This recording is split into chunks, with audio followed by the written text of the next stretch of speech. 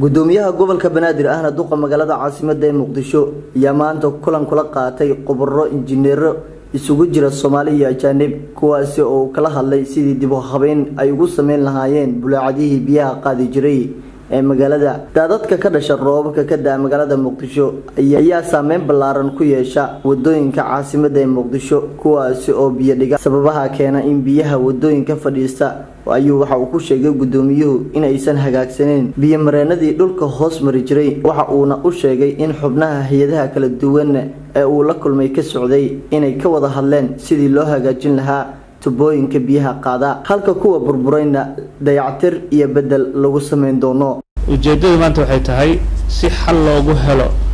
arrimaha saameynta roobabka ay ku yeeshaan magaalada Muqdisho loo heli lahaa bulaacadihii jidadka oo dhan noqon lahaayeen jidad aan biyahana fariisanin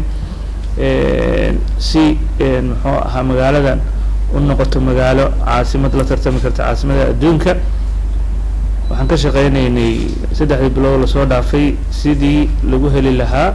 in daraasad dhab ah lagu sameeyo in magaaladan xal waara looga helo arrimahaas. wala socotaan aragtida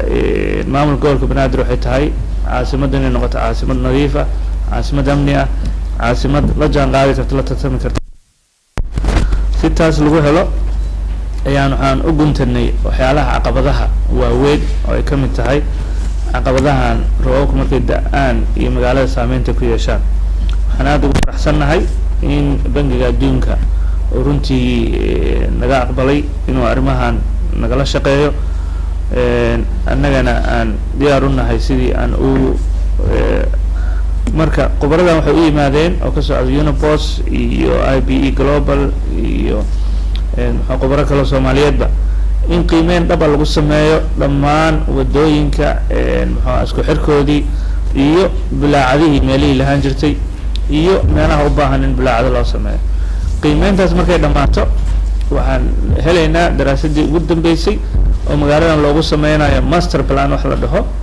oo ay caasimadaha adduunka kula tartami karto. magaalada caasimadda ee Muqdisho ayaa sheegay in muhiimada gaar ah uu siinayo maamulkoodu Cabdifataax Maxamuud Diiriye Shaarkey